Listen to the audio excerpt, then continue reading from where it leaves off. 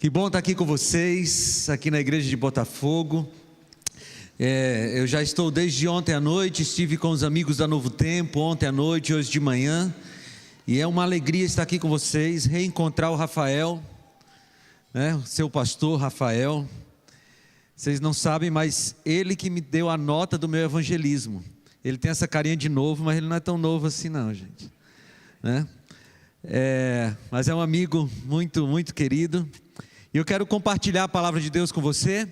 Se você pegue sua Bíblia, por favor, abra em João, no capítulo 8, no versículo 32. João, capítulo 8, versículo 32. Nós vamos ler alguns textos da Bíblia, então deixe sua Bíblia aí na mão. Você que nos assiste de casa também, pegue sua Bíblia, por favor. João, capítulo 8, versículo 32. E já que nós vamos estudar a Bíblia, nós vamos orar mais uma vez. Por favor, feche seus olhos. Senhor, nós vamos agora estudar a Tua Palavra e queremos que o Senhor fale conosco através da Bíblia e que possamos ouvir o Teu recado, Senhor. Nos repreende se precisamos de repreensão, nos conforta se precisamos de conforto, nos alerta se precisamos de atenção para alguma área da nossa vida. Estamos com o nosso coração, nossa mente abertos para ouvir a Tua Palavra, em nome de Jesus, amém. João capítulo 8, versículo 32, o texto, talvez você conheça de cor, diz: e conhecerão a verdade, e a verdade os libertará. A Bíblia, ela tem pérolas em pequenos textos. Não existe nada na Bíblia que seja dispensável. Cada coisa que Deus inspirou os profetas para escreverem na Bíblia, cada palavra tem um significado muito especial e tem uma lição muito especial para a nossa vida. E essa frase de Jesus, e conhecerão a verdade, e a verdade os libertará, ela é uma frase muito profunda. Há muita informação teológica, há muita lição espiritual, ou muitas lições espirituais nesta frase de Jesus. E então, nesses próximos minutos, a minha proposta para vocês é a gente desvendar esse texto. O que Jesus queria dizer de maneira mais profunda com a frase: conhecerão a verdade, e a verdade os libertará. E a minha proposta então é que a gente comece de trás para frente, porque tem 3 chaves para a gente abrir a caixa mais profunda desse texto. Nós temos o verbo conhecer, nós temos a palavra verdade e a palavra liberdade. Se nós descobrirmos o que quer dizer cada uma dessas palavras, conhecer, verdade e liberdade, a gente vai conseguir cavar fundo nesse texto e descobrir qual é a intenção de Jesus ao dizer essas palavras. Então nós vamos de trás para frente. Vamos começar com liberdade. O que Jesus queria dizer quando ele falou que o povo, e por extensão, pela inspiração nós, precisávamos de liberdade? Porque ele está dizendo aqui, são palavras de Jesus para judeus que já o seguiam, que essas pessoas precisavam conhecer a verdade, para que a verdade as libertasse. E se você acompanhar o texto, você vai ver que as pessoas, os ouvintes primários de Jesus, reagiram mal à frase dele. Porque já no versículo 33, eles dizem assim: Senhor, nós nunca fomos escravos de ninguém, nós somos descendentes de Abraão. Por que o Senhor está dizendo que a gente precisa de liberdade? E os ouvintes primários de Jesus não tinham entendido que Jesus não estava falando sobre libertação física. Jesus não estava falando de pessoas que foram presas em uma cadeia ou que estavam acorrentadas. Jesus não estava falando desse tipo de prisão. Porque você pode estar numa prisão física e ao mesmo tempo ser livre do ponto de vista espiritual. Jesus estava falando da prisão chamada de pecado. E essa prisão chamada de pecado, ou a essa prisão, todos nós estamos presos. Todos nós. E aí você está me olhando e talvez pensando assim: mas pastor, eu sou uma pessoa boa. eu não tiro o dinheiro de ninguém, eu não falo mal de ninguém, eu pago meus impostos, eu faço tudo certinho. Como é que o senhor está dizendo que eu sou escravo do pecado, mesmo fazendo tudo certo? É que alguns de nós ainda têm uma noção errada do que é pecado. E a gente liga pecado só ao que a gente faz. Só que o pecado, antes de ser um ato, o pecado é uma condição.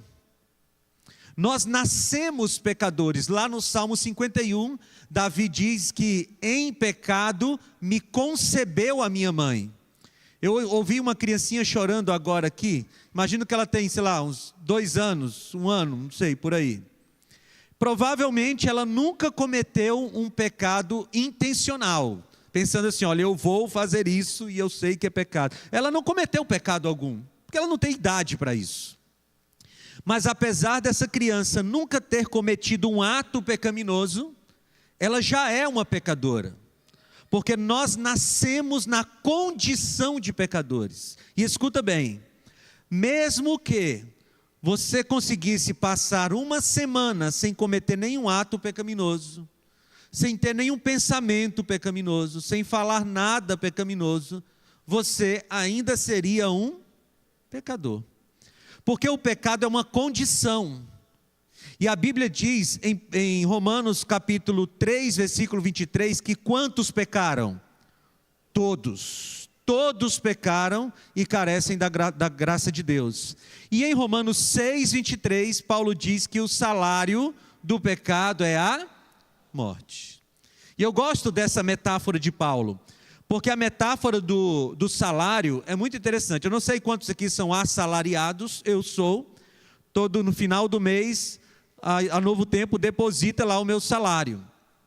Eu não sei quantos de vocês já fizeram uma cartinha de agradecimento para o seu chefe pelo salário depositado. Já fez, não? Sim, querido e amado chefe, você fez à mão, que é para ficar mais carinhoso, né? Querido e amado chefe, quero agradecer profundamente pela gentileza, pela bondade, o carinho de depositar meu salário. Você faz isso, sim ou não? Claro que não. Por quê? Porque você trabalhou o mês todo, você aguentou o seu chefe, aguentou aquele colega chato, né? Todo mundo tem pelo menos um.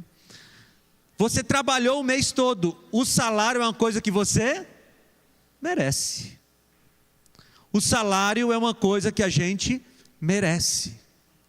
Então, quando Paulo diz que o salário do pecado é a morte, ele está dizendo assim, pecadores, Romanos 3, 23, todos pecaram. Romanos 6, 23, o salário do pecado é a morte. Ou seja, ele está dizendo, a única coisa que a gente merece receber de Deus é o quê? A morte. Depois que eu compreendi isso, eu parei de orar assim, Senhor, me dá o que eu mereço. E pode ser um ataque cardíaco fulminante na hora da oração. Porque se Deus fosse dar o que a gente merece, Ele nos daria a morte. Só isso. Amigos, qualquer coisa de boa que você tenha na vida é fruto da graça e da misericórdia de Deus. A graça de Deus que te dá o que você não merece, e a misericórdia de Deus que não te dá o que você merece. E essa compreensão da nossa condição de pecadores, e de que a única coisa que a gente merece receber de Deus é a morte, essa compreensão daria uma baixada na nossa bola, assim, né? Aquela história de, eu sou bom, eu mereço, Deus tem uma dívida comigo. Não tem dívida coisa nenhuma. Deus não deve nada para a gente. E por melhor que nós sejamos, nós ainda merecemos a morte. Por isso que Jesus fala, e conhecerão a verdade, e a verdade os libertará do pecado. E se Jesus não fizesse uma intervenção nesse mundo, todos os seres humanos estariam condenados à morte eterna. Então, quando Jesus fala de libertação, Ele está falando de libertação do pecado. Ok? 1/3 do versículo já foi. E conhecerão a verdade, e a verdade vos libertará. Segunda palavra para a gente desvendar nesse texto é verdade? E a pergunta então é: o que é a verdade? Essa é uma pergunta teológico-filosófica que é feita há milhares de anos. Você vai para a filosofia grega, antes de Cristo já se discutiu o que era a verdade. Você lembra que Pilatos fez essa pergunta para Jesus, naquelas cenas da crucifixão? Pilatos pergunta para Jesus: o que é a verdade? Essa é uma pergunta interessante. E a gente pode responder a essa pergunta de duas formas.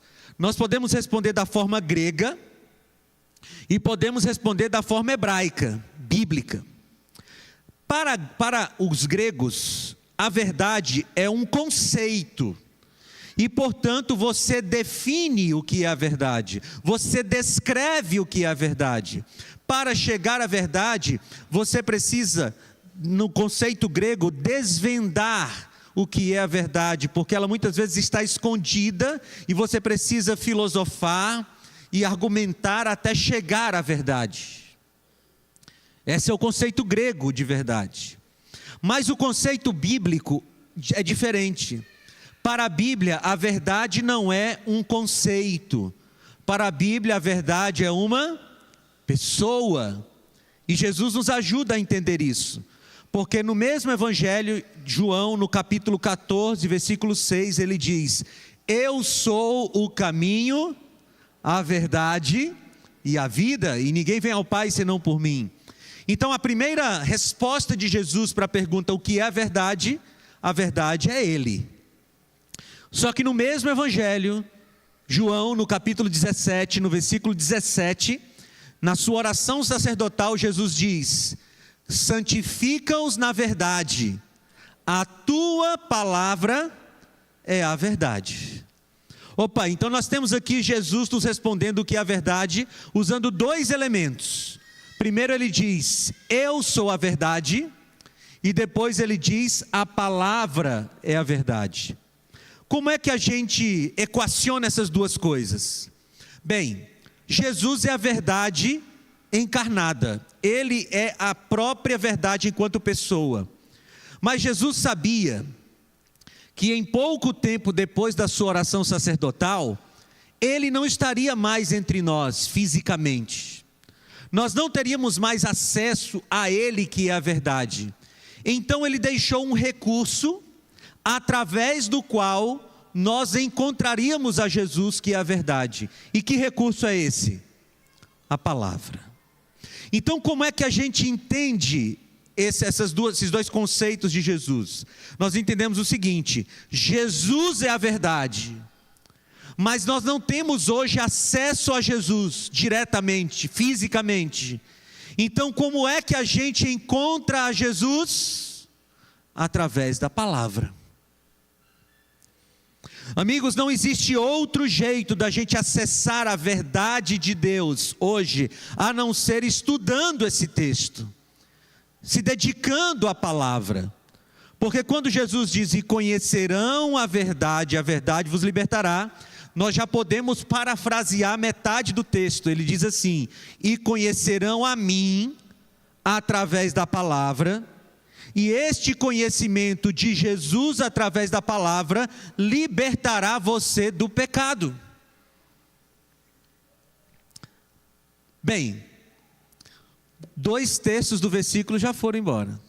Está acabando. Já descobrimos o que é liberdade, já descobrimos o que é a verdade. Então só falta a primeira palavra. Ele diz: e conhecerão a verdade, e a verdade vos libertará. Então a pergunta agora é: o que significa conhecer? Bem, há duas formas de responder essa pergunta também. Porque existe uma forma grega de conhecer e existe uma forma hebraica, bíblica de conhecer. Você sabe que aqueles que já passaram aí pelas cadeiras das universidades de humanas sabem que nossa forma de pensar é uma forma grega, né?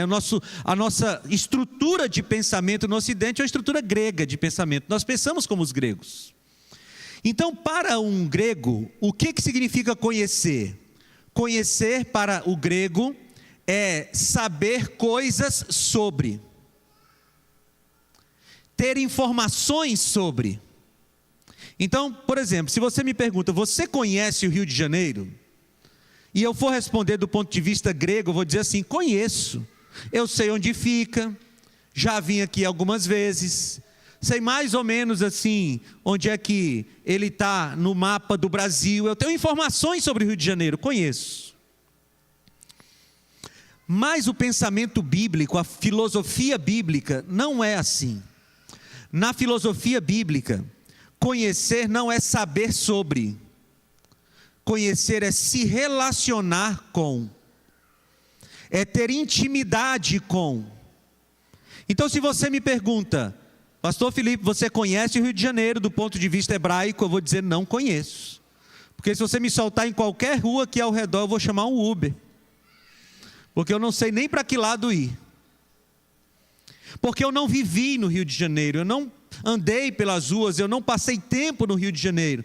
Então não conheço o Rio de Janeiro do ponto de vista bíblico. E eu quero mostrar isso para você na Bíblia, porque esta é a parte mais importante desse texto. Vai lá para Gênesis, por favor.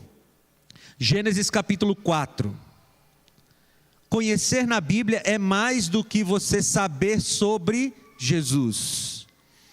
Gênesis capítulo 4, no versículo 1, diz assim: Adão teve relações com Eva, eu estou lendo na Nova Almeida atualizada, a sua mulher, e ela ficou grávida e deu à luz Caim, e disse, adquiri um varão com auxílio do Senhor.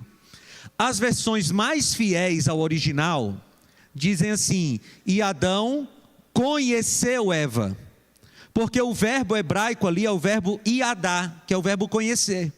Na Bíblia, quando marido e mulher estão tendo uma relação sexual, a Bíblia diz que eles estão se conhecendo.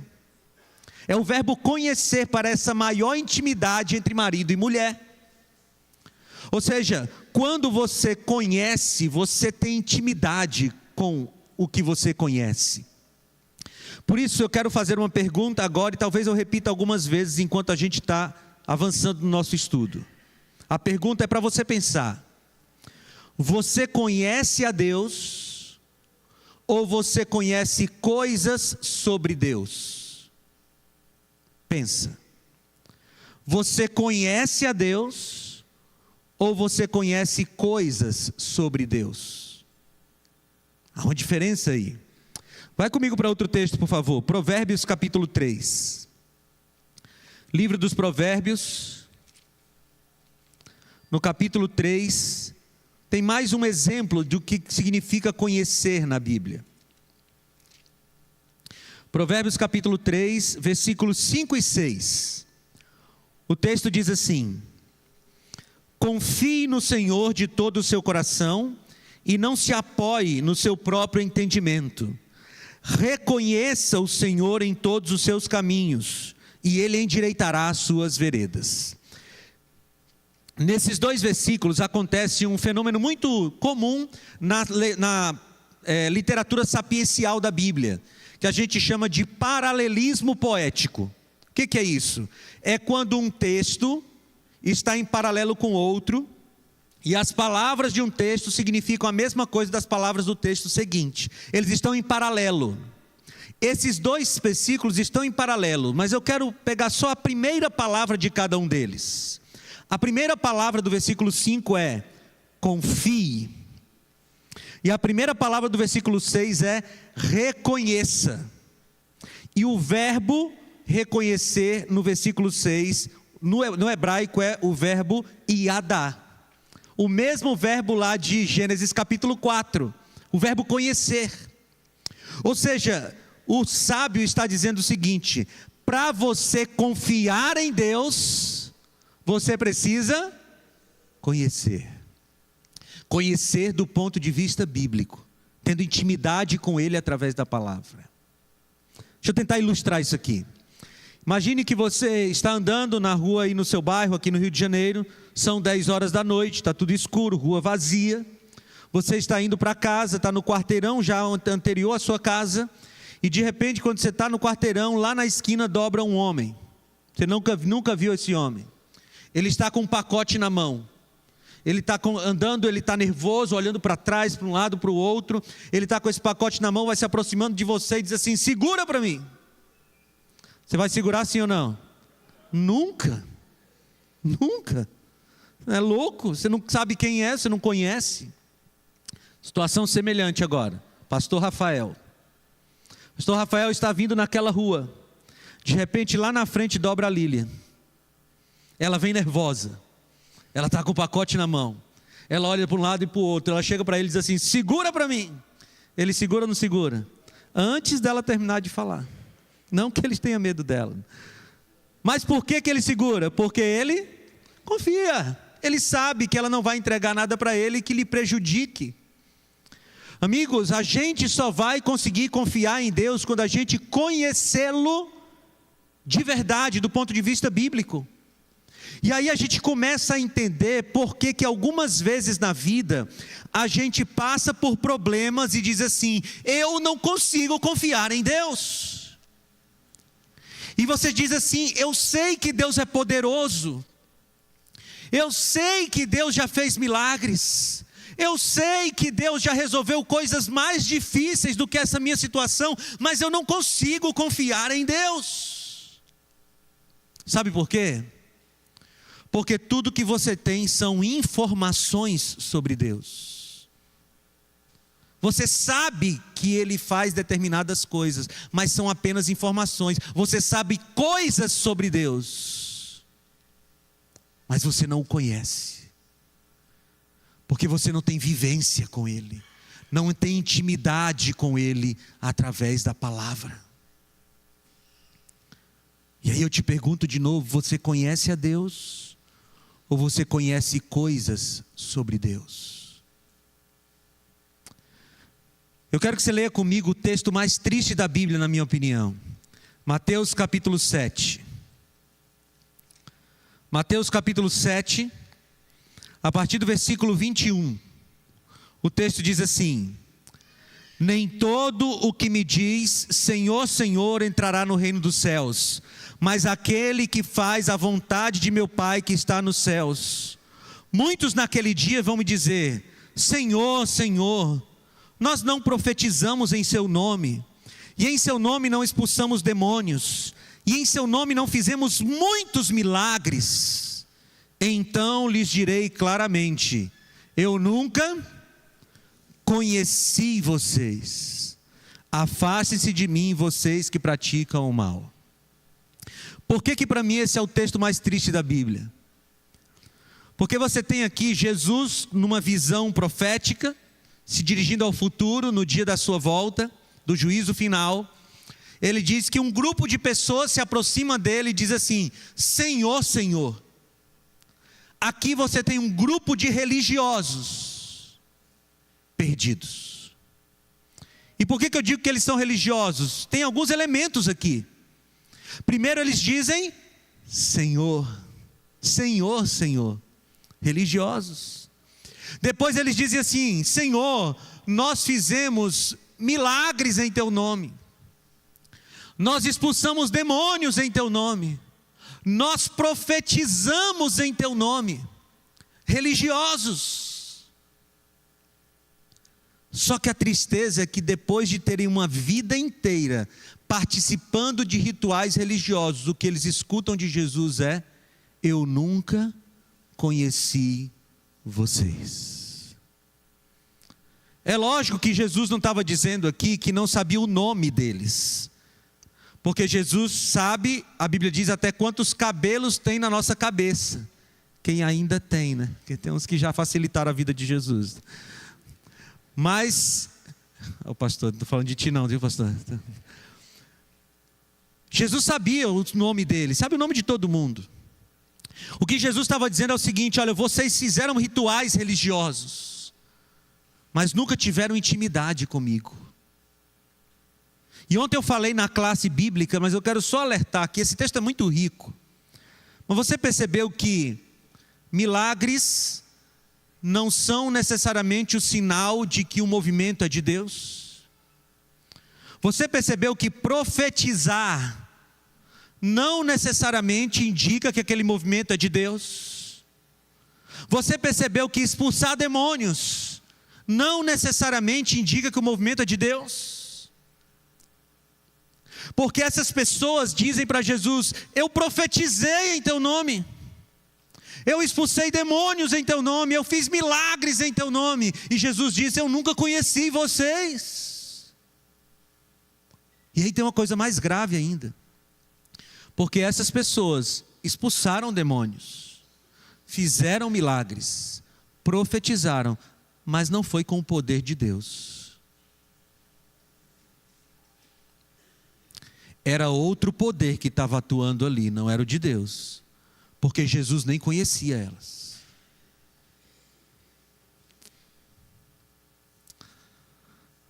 Jesus disse para essas pessoas: olha, vocês fizeram essas coisas com o poder de outra pessoa, não foi com o meu. Nunca conheci vocês. Então, se não é profecia que caracteriza um movimento de Deus, se não é expulsão de demônios que caracteriza o poder de Deus, e nem fazer milagres, o que caracteriza o poder de Deus? Jesus nos ajuda, ele responde aqui. Na última frase ele diz: afastem-se de mim, vocês que praticam a iniquidade ou o mal. E a palavra grega, traduzida como iniquidade ou mal, é a palavra anomia. O que é essa palavra? A é o prefixo de negação no grego, e nomos é lei. Então Jesus está dizendo assim: vocês expulsaram demônios, vocês fizeram milagres, vocês fizeram profecias, mas vocês negavam a minha lei. E a lei aqui pode ser tomada como a palavra. É como se Jesus dissesse assim: olha, amigos, vocês fizeram esse monte de coisas religiosas aí, mas vocês não respeitavam a minha palavra. E amigos, o que caracteriza um movimento que é de Jesus, não são milagres, não são profecias, não são expulsão de demônios. Essas coisas acontecem nos movimentos de Deus, sim, mas não são elas que caracterizam um movimento como sendo de Deus. O que caracteriza é o respeito e o estudo da palavra. O respeito à lei de Deus, à sua palavra. Esse texto é muito triste, mas eu não quero acabar com um texto triste. Vamos lá para 2 Timóteo capítulo 1, por favor. 2 Timóteo, segunda carta de Paulo a Timóteo, no capítulo 1. E nós vamos ler os versículos 11 e 12. 2 Timóteo capítulo 1, versículos 11 e 12. O texto diz assim: 2 Timóteo 1, 11 e 12 diz: para este evangelho eu fui designado pregador, apóstolo e mestre, e por isso estou sofrendo essas coisas, mas não me envergonho, porque eu sei em quem tenho crido, e estou certo de que Ele é poderoso para guardar aquilo que me foi confiado até aquele dia. Amigos, onde Paulo estava quando ele escreveu esse texto? Na sua segunda prisão em Roma. Paulo estava preso, e ele não estava preso numa prisão como essa que nós temos hoje, que tem uma janela, banho de sol, 3 refeições por dia, um sanitário. Não era assim. Paulo estava preso num buraco na pedra, um calabouço, um lugar úmido, escuro, sem higiene, sem alimentação, sem nada. E Paulo poderia reclamar daquele lugar para Deus. Ele poderia dizer assim: Senhor, mas eu dediquei minha vida para o evangelho, é assim que eu vou acabar? Senhor, eu deixei tudo, deixei a vida de fariseu para pregar o evangelho, é assim que eu vou acabar? E ele estava prestes a ser decapitado. Mas ele diz assim: eu estou sofrendo isso por causa do evangelho, mas eu não me envergonho. E por que Paulo não se envergonha? Ele diz: porque eu sei.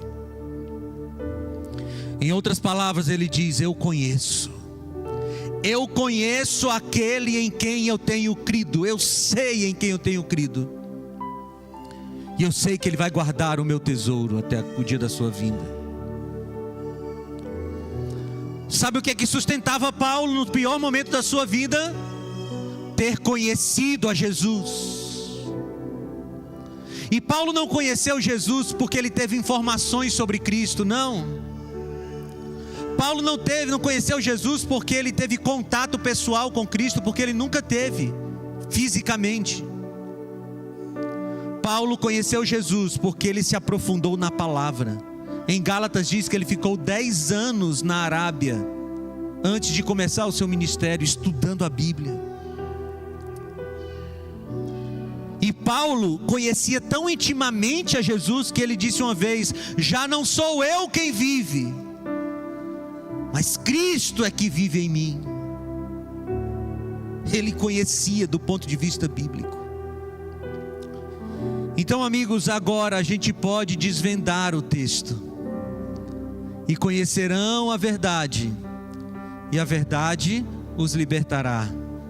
E agora, com tudo que a gente estudou, a gente pode parafrasear o texto dizendo assim: e vocês terão intimidade comigo, diz Jesus, através da palavra. E essa intimidade comigo, através da palavra, libertará vocês dos seus pecados.